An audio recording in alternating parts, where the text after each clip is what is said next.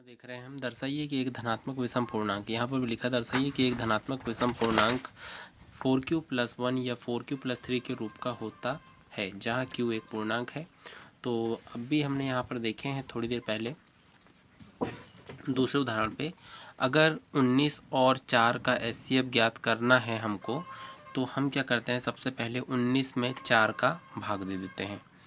तो हमने चार का भाग दिए तो 4 चक्को होता है 16, 19 में से 16 जाएगा तो 3 बचेगा।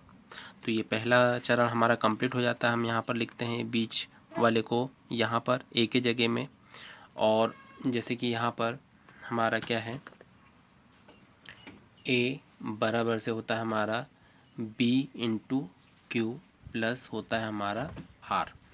तो ये हो जाएगा हमारा। तो ए के जगह में हमने लिखे हैं क्या 19 को, और बी के जगह में हमने लिखे हैं 4 को, और कितने बार गया तो क्यू के जगह में हमारा 4 बार गया, और शेष फेल क्या बचा हमारा 3 बचा। तो ऐसे हमने इसको लिख लिए हैं। और फिर दूसरी स्टेप में फिर हमने क्या करे हैं, ये जो शेषफल आया 3, इसमें फिर ये 4 पे हमने 3 का भाग दे दिए हैं। तो एक बार गया भागफल हमारा ये आया, और शेषफल हमारा फिर 1 बचा। फिर हमने ये जो था इसको यहाँ पर लिखे हैं। तो ये जो है टोटल मिला के ये हमारा सूत्र बन जाता है क्या, भाज्य बराबर से भाजक गुणित भागफल धन शेषफल का। तो ये वाले सूत्र के अनुसार हम इसको जमाते हैं तो ये क्या होता है तो देख लेते हैं हम। तो ये होता है हमारा, तो इसको हम हल करेंगे।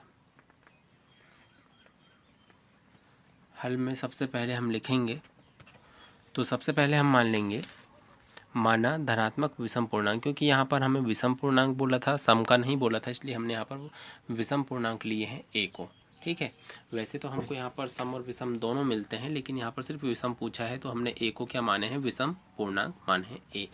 तो यहाँ पर देख रहे हैं आप, हमें जो बी का मान दिया है वो 4q के रूप में दिया है। तो हम यहाँ पर मान लेते हैं यदि,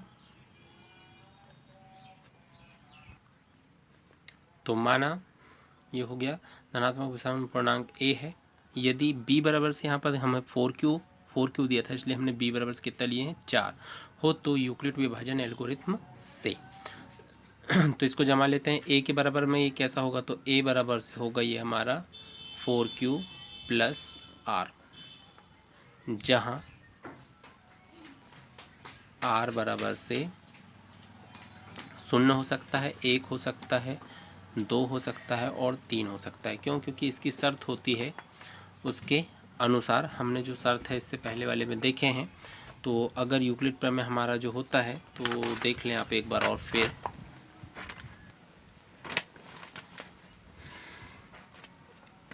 यदि यूक्लिड प्रमेय हमारा a बराबर से b into q plus r, ये मतलब कि क्या होता है हमारा, भाज्य बराबर से भाजक गुणित भागफल धन शेषफल, इसके रूप में हमने जमाए हैं। और जहाँ इसकी कंडीशन होती है, जहाँ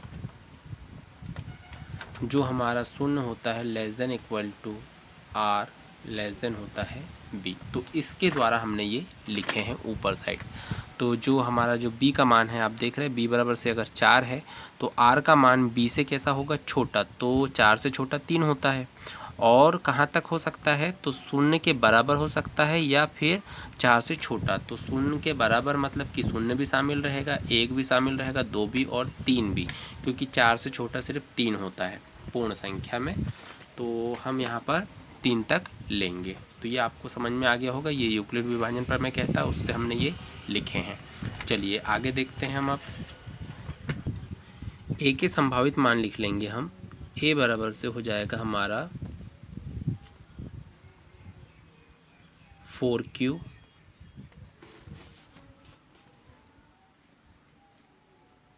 जब, नहीं यहाँ लिखेंगे हम, जब r बराबर से 0, तब क्या होगा, तब a बराबर से 4q हो जाएगा, जहाँ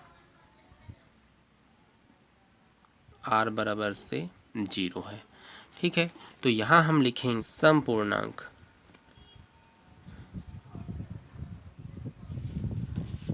4q जो है a बराबर से 4q सम पूर्णांक है। क्यों है? क्योंकि हम यहाँ पर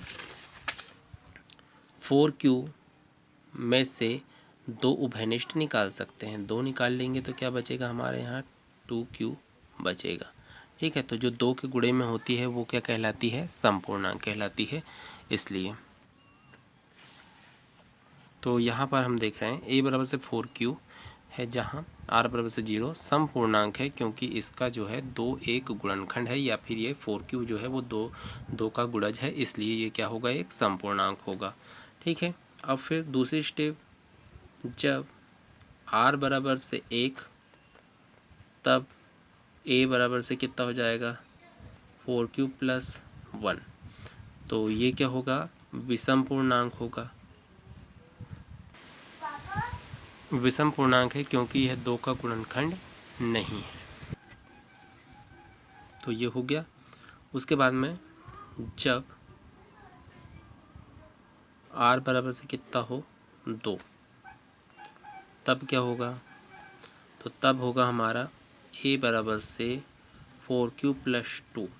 तो ये देख रहे हो आप, ये यहाँ से हमारा जो है वो 2 उभयनिष्ठ निकल जाएगा। तो यहाँ पर जब 4q प्लस 2 है, तो यहाँ से अगर हम 2 उभयनिष्ठ निकालेंगे, यहाँ से हम जब 2 उभयनिष्ठ निकालेंगे तो क्या हो जाएगा?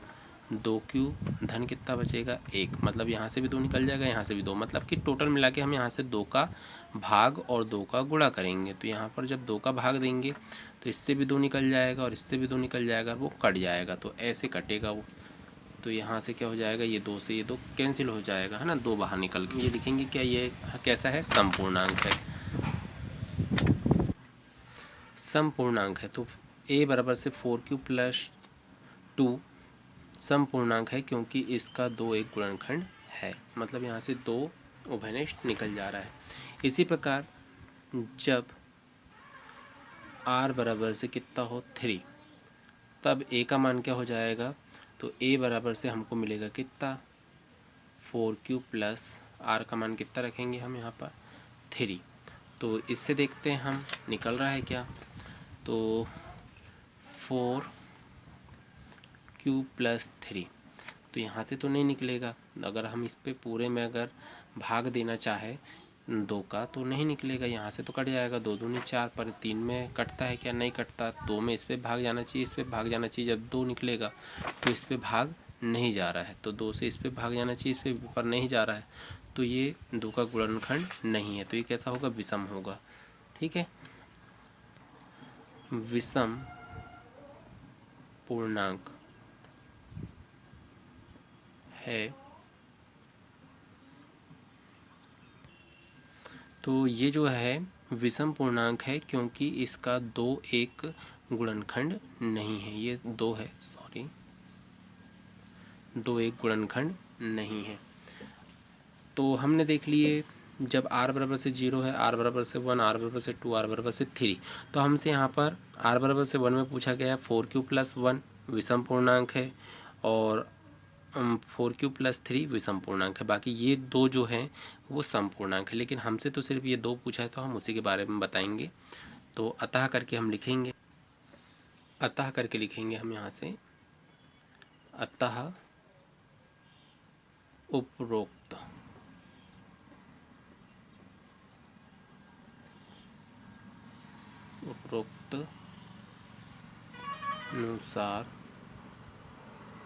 अनुसार या उपरोक्त ऊपर के अनुसार, ऐसा भी लिख सकते हो आप।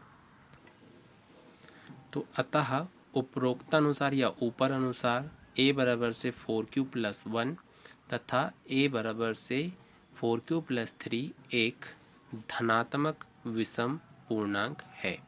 तो आप इसका स्क्रीनशॉट भी ले सकते हो 2 भागों में करके।